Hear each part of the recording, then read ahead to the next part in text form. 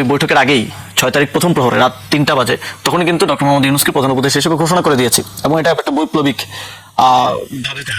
বিপ্লবী সরকার গঠন করে চিন্তাতে রাষ্ট্রপতি ওনাকে সরিয়ে দেওয়াটাই হচ্ছে আর প্রথম পদক্ষেপ এবং এর পরিবর্তে বিপ্লবী ইউনূস ছাড়া অন্য অপশন দেখেন, এখানে সালাউদ্দিন আহমেদ হতে পারে, আসিফ নজরুল হতে পারেন, আপনাদের মধ্যে থেকে কেউ হতে পারে।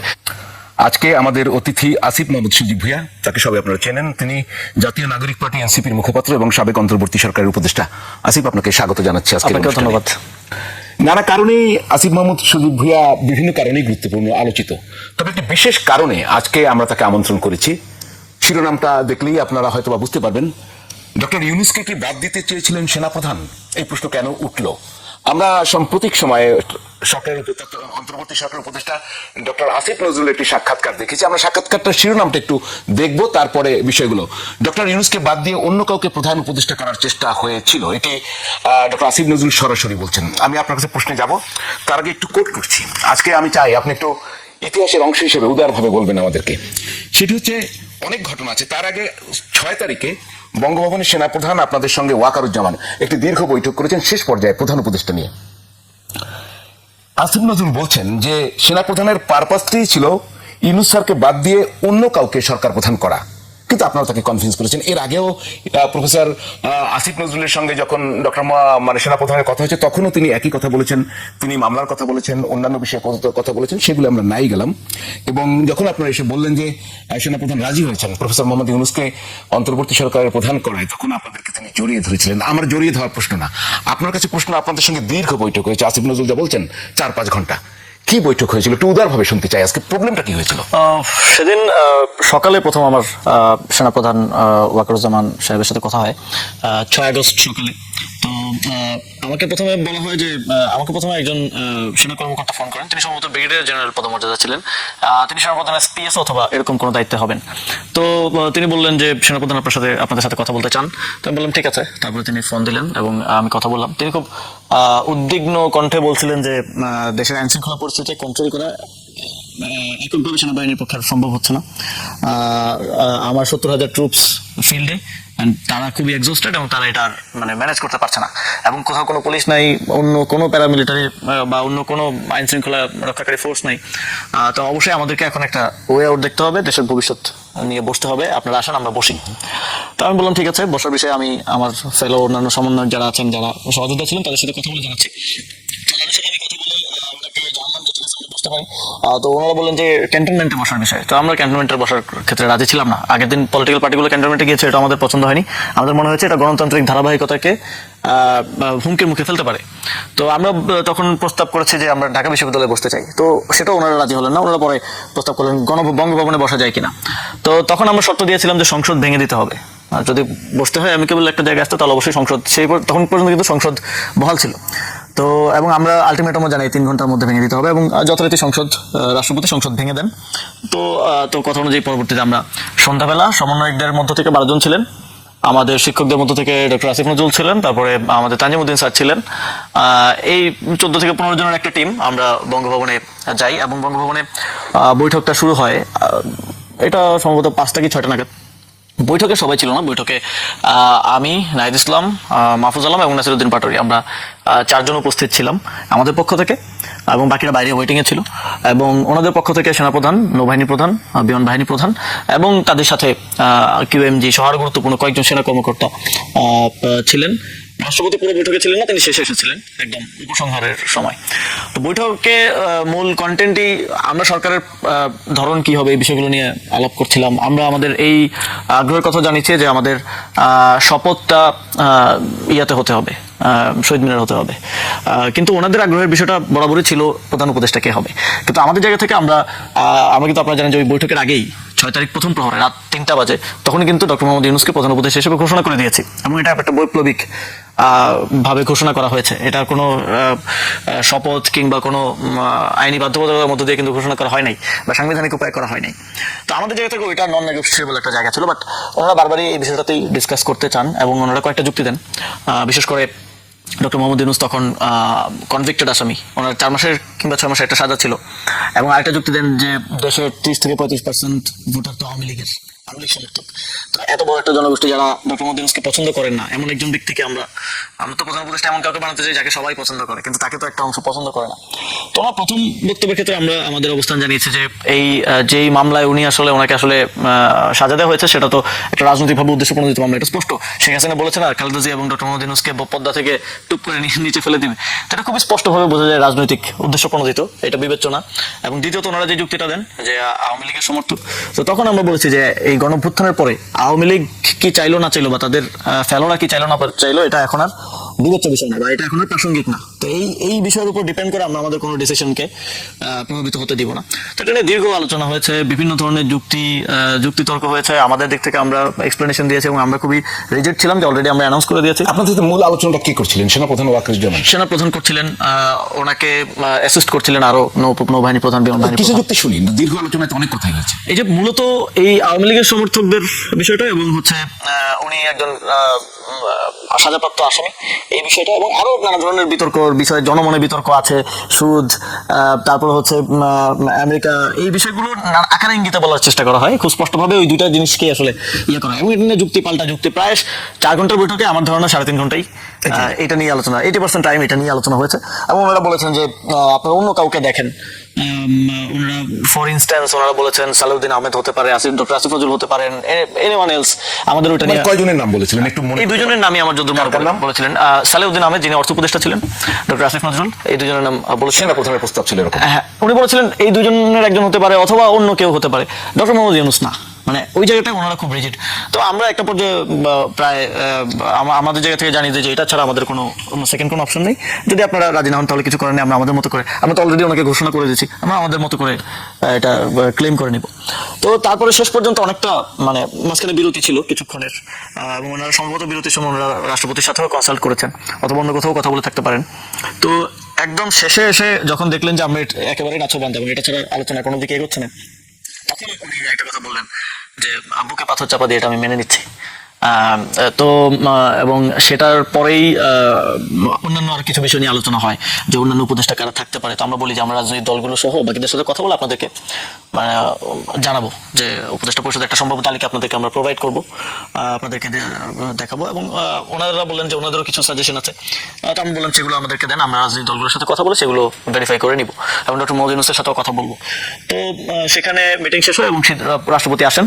রাষ্ট্রপতি আসার পরে তিনি প্রথমে অ্যাড্রেস করেন সবাইকে। রাষ্ট্রপতি যখন আসেন তখন আমাদের অন্যান্য যারা টিম আমাদের সাথে গিয়েছিলেন ওনারাও ভিতরে আসেন, তখন ফর্মাল অংশটা শুরু হয় আর কি। এবং রাষ্ট্রপতি অ্যাড্রেস করেন সবাইকে এবং তিনি বলেন যে শেখ হাসিনা, তানজিমুদ্দিন স্যার একটা সাক্ষাৎকারে বলেছেন যে একজন ব্যক্তির অ্যারোগেন্সের কারণে দেশটা এই পরিস্থিতিটা তৈরি হলো, শেখ হাসিনা আর যে পরিণত হয়েছে এটা সে ডিজার্ভ করে, এই ধরনের একটা বক্তব্য রাষ্ট্রপতি দিলেন এবং তিনি আমাদেরকে অভিনন্দন জানালেন দেশকে মুক্ত করার জন্য।